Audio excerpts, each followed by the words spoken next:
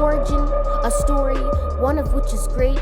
I had an origin before 1619, the year that birthed slavery, the year that made me an African American instead of a native African, the year that robbed me of my language, pride, and sense of belonging. I had an origin before 1619. Because of this, I used to believe that I came from nothing. At school, I was taught that I come from disparities, and at home from kings and queens, but it was hard to believe when none looked like me.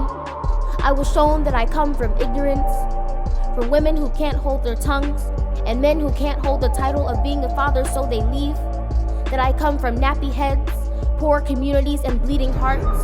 That I come from a broken people, light skin versus dark skin, bougie versus ghetto, wealthy versus poor, gay versus straight, and more broken people.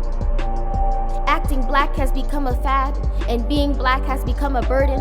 Being displaced in the media as uneducated. The few of us rising to the occasion while the rest of us fall back waiting for our time. But our time is now and forever. Black mothers are now and forever taking food out of their own bellies so that their children can be full. Crying on their own shoulders, holding burdens not of their own.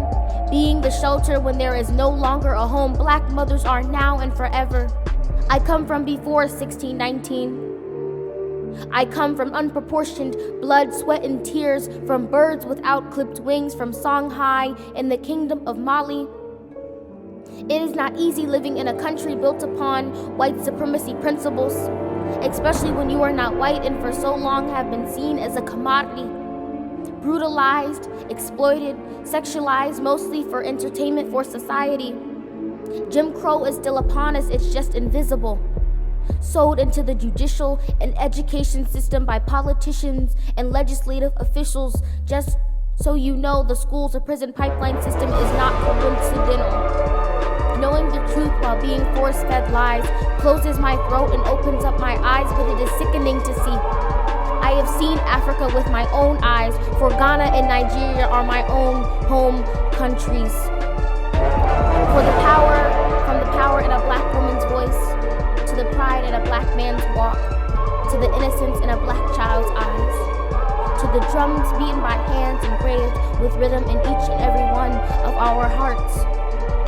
So yes, I have an origin, a story, one of which is great, one of which will always and forever be great. I had an origin before 1619, the year that birthed slavery, the year that made me an African American instead of a native African, the year that robbed me of my language, pride, and sense of belonging.